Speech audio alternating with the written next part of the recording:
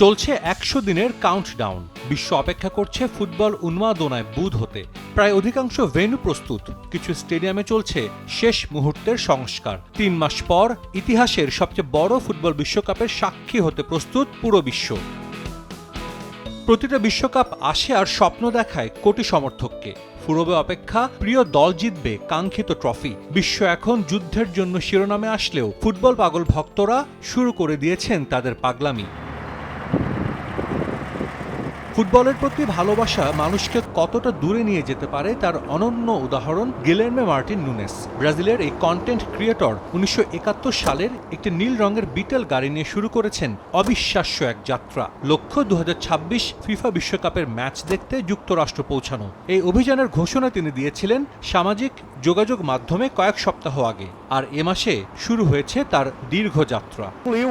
২০২৪ সালে Brazilian club গ্রেমিওকে অনুসরণ করে গাড়ি নিয়ে ঘোরার পর বুঝলাম বিটল এমন একটা গাড়ি যেটা দিয়ে যে কোনো জায়গায় যাওয়া যায়। তখনই ভাবলাম সামনে তো বিশ্বকাপ আছে, তাহলে কি এই বিটল গাড়ি নিয়ে বিশ্বকাপে যাওয়া সম্ভব?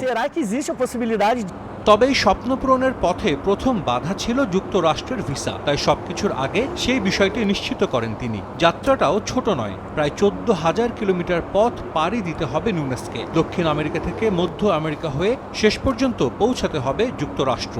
যাত্রাপথে থাকছে Argentina, Chile, Peru, Ecuador, Colombia, Nicaragua, Mexico সহ মোট ১৫টি দেশ।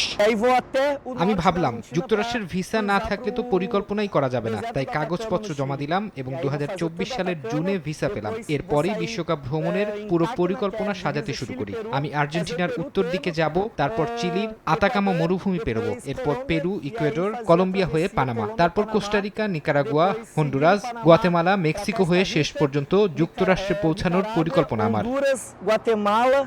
দীর্ঘ এই যাত্রার জন্য বিশেষভাবে প্রস্তুত করা হয়েছে তার ১৯৭১ সালের বিটেল গাড়িটি। নতুন করে তৈরি করা হয়েছে ইঞ্জিন। গাড়ির ভেতরে রয়েছে ছোট্ট একটি বিছানা, ফ্রিজ এবং মোবাইল কিচেন। এর আগে নিজের প্রিয় ক্লাব গ্রেমিওর খেলা দেখতে দক্ষিণ আমেরিকার বিভিন্ন দেশে প্রায় ৪৫,০০০ কিলোমিটার ভ্রমণ করেছেন গিলেরমে নুনেস। এই ক্লাসিক গাড়ি নিয়ে ফুটবল দেখতে যাত্রা করলে মানুষ সহজেই কাছে আসে। সবাই জানতে চায় কেমন লাগছে। ক্লাসিক গাড়ির সঙ্গে একটা আবেগ আর নস্টালজিয়া জড়িয়ে থাকে। পুরো ভ্রমণে খরচ হতে পারে প্রায় ১ লাখ ব্রাজিলিয়ান রিয়াল, বাংলাদেশি মুদ্রায় প্রায় ২৩ লাখ টাকার মতো। তবে গিলেরমের কাছে যাত্রা শুধু একটা ভ্রমণ নয়, এটা ফুটবলের প্রতি তার ভালোবাসার গল্প। আর সেই ভালোবাসার টানেই অর্ধ শতাব্দী পুরনো গাড়ি নিয়ে বিশ্বকাপের পথে ছুটেছেন তিনি। সাজিদ মুস্তাহিদ, সময় সংবাদ।